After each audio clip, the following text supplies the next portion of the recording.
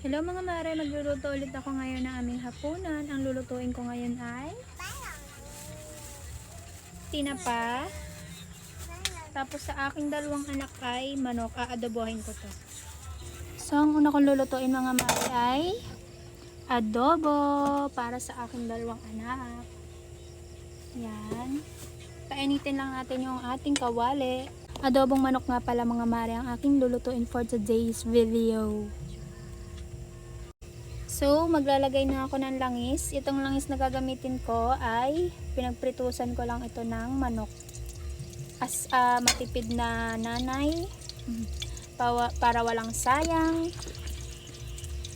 Yan. Yan ang ating gagamitin for today's video. Panggisa lang naman eh. Diba? So, gisayin na natin tong wangba, onion. Yan. Hinaan lang natin ang apoy. Yan. Lagay na natin tong nokma. Oh my god. Natalipit pa bang nasa. So, lagyan ko na ng toyo. White vinegar. Taray.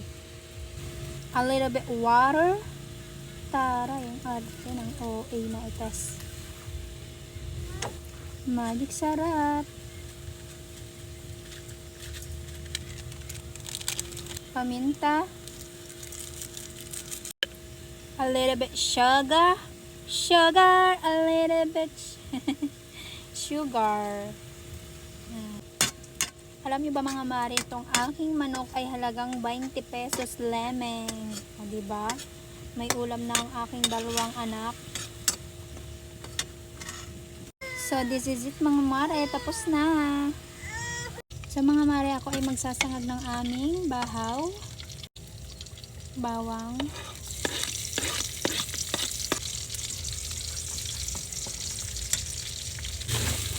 So lagyan din natin ito ng magic sarap.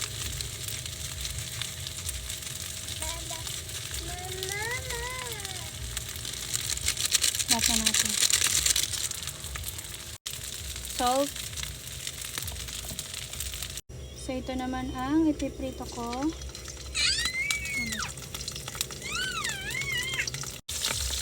Yan mga mare, niluluto ko na rin ngayon ang aming tinapa. Alam niyo ba mga mare? Ngayong ulam namin na ito ay 50 pesos lang. 50 pesos lang ang nagastos ko. May 1, 2, 3, 4, 5, 6, 7, 8, 9 na peraso akong tinapa. Tapos for my kids naman ay meron akong adobo. 20 pesos lang yung mga mare.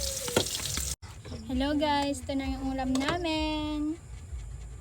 For only 50 pesos, may 9 na peraso ka na tinapa at may pang adobo ka pa. Oh.